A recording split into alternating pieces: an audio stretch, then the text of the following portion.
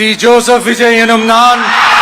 இதே மாதிரியான இன்னொரு பியூட்டிஃபுல்லான மொமெண்ட்டை நம்ம ஆனரபிள் சிஎம் கண்டிப்பா உருவாக்கலாம். என்னன்னு சொல்லட்டா, பிளாஸ்டிக் வேஸ்ட் அப்சைக்ளிங். நம்ம ஊர்ல ஜென்ரேட் ஆகிற பிளாஸ்டிக் வேஸ்ட் ரொம்பவே அதிகம். அது ரீசைக்ளிங் பண்ணா மட்டும் பத்தாது, அப்சைக்ளிங்கும் கண்டிப்பா பண்ணி ஆகும். இங்க ப்ராப்ளம் ஆக்சுவலி பிளாஸ்டிக் இல்ல, அதை பாக்குற நம்ம மைண்ட் செட் தான். ஏதோ பிளாஸ்டிக் வேஸ்ட் தானே அப்படின்ட்டு இல்லாம இது ஒரு ஹை இன்கம் ஜென்ரேட்டிங் ஆக்டிவிட்டியாகவும் ஒரு நல்ல ஆப்பர்ச்சுனிட்டியாகவும் கண்டிப்பா நம்ம கவர்மெண்ட் பார்த்தே ஆகணும். பிகாஸ் நாங்கள் இதை தான் கடந்த 3 வருஷமா டெய்லி வேஸ்ட்டுன்னு கீழே போடுற பிளாஸ்டிக்கை எடுத்து ஷ்ரெட் பண்ணுறோம், மோல்ட் பண்ணுறோம், டிசைன் பண்ணி அதுலேருந்து ஒரு அழகான ஃபர்னிச்சர்ஸும் யூட்டிலிட்டிஸும் நாங்கள் பில்ட் பண்ணிட்டு இருக்கோம். ஃபார் எக்ஸாம்பிள், நம்ம டம்பியார்டான பெருங்குடி கொடுங்கையில் இருக்கக்கூடிய பிளாஸ்டிக் வேஸ்ட்டை வச்சு மட்டும் குறைஞ்சபட்சம் 70லேருந்து 100 ஸ்கூல்ஸ்க்கான அழகான ஃபர்னிச்சர்ஸை பில்ட் பண்ண முடியும்.